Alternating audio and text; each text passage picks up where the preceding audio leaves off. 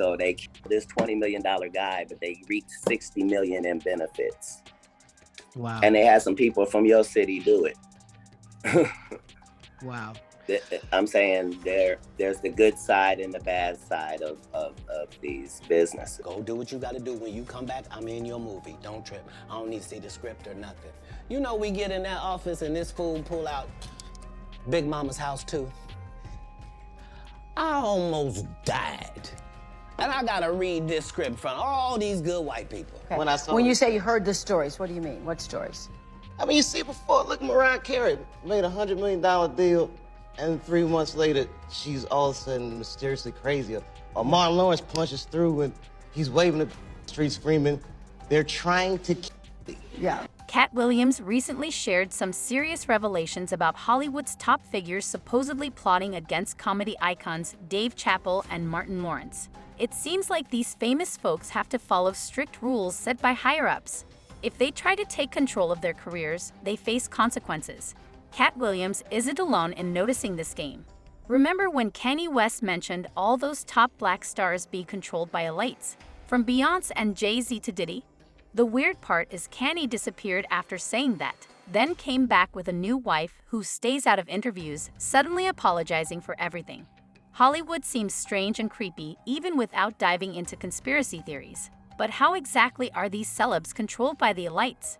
Did they really try to get rid of Dave Chappelle and Martin Lawrence? Let's dig into it. Oh, poor little Kevin Hart, because it was his turn next. Okay. Some of us are against the Illuminati, and we are against the Illuminati at our own detriment.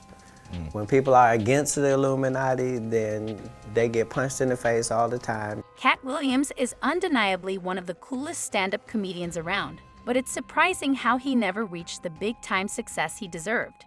Katt's personal issues and run-ins with the law didn't help him, but that's not the only thing stopping him from hitting the mainstream. It might have something to do with Katt refusing to sign with the Hollywood elite and sell his soul.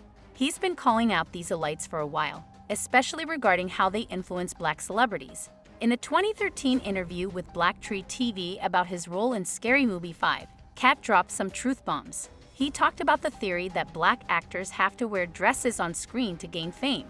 This interview coincided with Kevin Hart hosting SNL and wearing a dress on the show. Katt didn't see it as a coincidence and criticized Hollywood for controlling the narrative for black actors.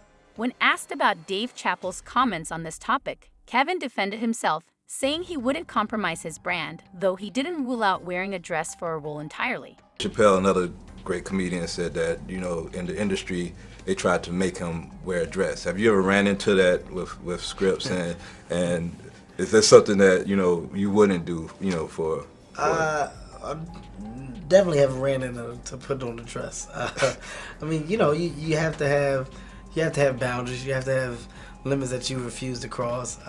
You know, for me, I know what they are. They've yet to been challenged, so, you know, I don't have to speak on them. I was asked to dribble a basketball on the talk show this morning. You look good no to doing that. Not that was a dress, but I was like, no, I'm gonna look stupid. You know, at the end of the day, you got to know that you're a brand. I'm a brand. You need to protect your brand at all times. When things happen that can possibly affect your brand, your brand can be diminished, and you don't want that to happen. So, you know, protecting my brand is definitely a priority. Dave Chappelle dropped some big revelations on the Oprah show back in 2006. He said he was pressured to wear a dress while filming a movie with Martin Lawrence. Even when Dave refused, the producers still pushed him, trying to make it seem like he was being difficult. They told him that all the greats had done it before him. According to Dave, the producers had a backup plan. In that Oprah interview, Dave also revealed that the producers had another version of the scene ready in case he refused to wear the dress. It seems like they were testing him to see if he'd do anything for the role. But there's more to Dave's story. He talked about walking away from a $50 million deal from Comedy Central and leaving for Africa without telling anyone. He didn't even tell his wife until he was already on the plane. This happened after the people he was negotiating with tried to convince him he was crazy and urged him to take antipsychotic medication. I knew I was gonna leave, so I got ahead of schedule, and I bounced. And I didn't tell anybody where I was going. The whole time, they're trying to convince me I'm insane. They were trying to get me to take psychotic medication. Yeah, Dave denied having a breakdown, but he admitted he was under immense stress. He felt like the people around him were intentionally pushing him to his limits, almost trying to make him snap. I'm glad you're here. Everybody wants to know, why'd you walk away from $50 million? Well, I wasn't walking away from the money. Yeah. I was walking away from the circumstances Uh-huh. that were coming with the newfound plateau. Yeah. It takes a while when you punch through to adjust to the atmosphere. Mm-hmm. It was completely outside of my frame of reference. I've been in show business since I was 14, and I've heard the stories of what happens, and I've seen these kinds of things play out in front of me. Okay. When When you say you heard the stories, what do you mean? What stories? I mean, you see before, look, Mariah Carey made a $100 million deal, and 3 months later, she's all of a sudden mysteriously crazy. Or Martin Lawrence punches through, and he's waving the street screaming, they're trying to. Yeah. Yeah, we hear those stories. And it always happens around the time of their career where it seems as though they're crossing over the next plateau. Yeah. Chappelle also revealed why he walked away from $50 million.